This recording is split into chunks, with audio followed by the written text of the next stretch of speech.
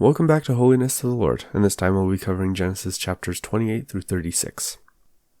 In chapter 28, verse 4, I think it's interesting and cool that Isaac addresses Jacob by name and gives him a blessing, and the blessings of Abraham specifically, where previously Jacob deceived Isaac into giving him a blessing. This time, Isaac gives Jacob the blessing very deliberately, so it just adds to the idea that Isaac has come to term with the blessing that was given and the role Jacob will play in life. In verses 12 through 14, Jacob goes and lays down, dreams, sees a ladder to heaven, sees angels ascending and descending from God's presence.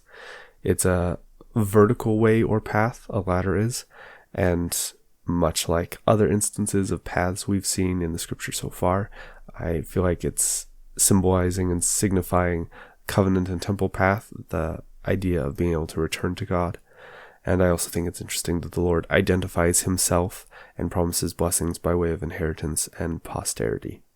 In verses 17 through 21, it's named the house of God, the gate to heaven, and Jacob pours out oil upon the pillar, and it's named Bethel, literally the house of God.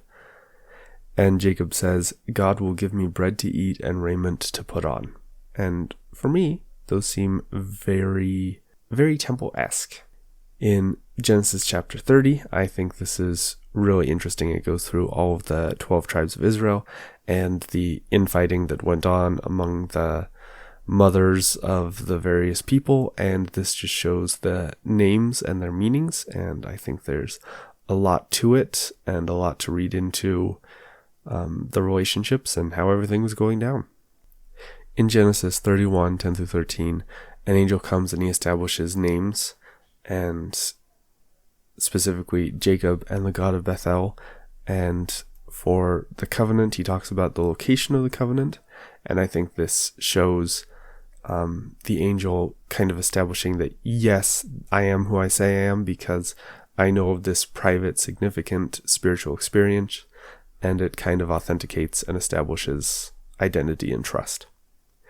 In verses 44 through 54, Jacob builds a pillar / a heap to signify the covenant and witness between the two, which later Jacob offers sacrifice on. In chapter 32, verses 27 through 30, upon traveling back to the eternal home promised to Jacob and his fathers, he encounters God, or a messenger from God. It says both, so anyway. And Jacob is given a new name and is blessed and says he has seen God face to face, which is very, very temple, very much the idea of the Lord revealing himself. In chapter 33, verses 10 through 11, Jacob says, I have been blessed, I have seen God's face, I have enough. And I just think it's a really cool temple idea that the Lord provides sufficient for our needs. Sometimes we prosper, sometimes we just get by, but we are always given enough by the Lord. In verses 19 through 20, he buys land and erects an altar and names it, the translated version of the name is God is the God of Israel. Again, altars, names, important. In chapter 35, verses 1 and 2, he goes back and makes an altar at Bethel. This is where previously he had made a pillar and had poured on oil, but now he builds a full altar. And before that, he tells everyone to be clean and change your garments. This is very similar to how priests, when the tabernacle rolls around, need to physically clean themselves before entering the tabernacle, and to change their clothes and be ready to come to the presence of God.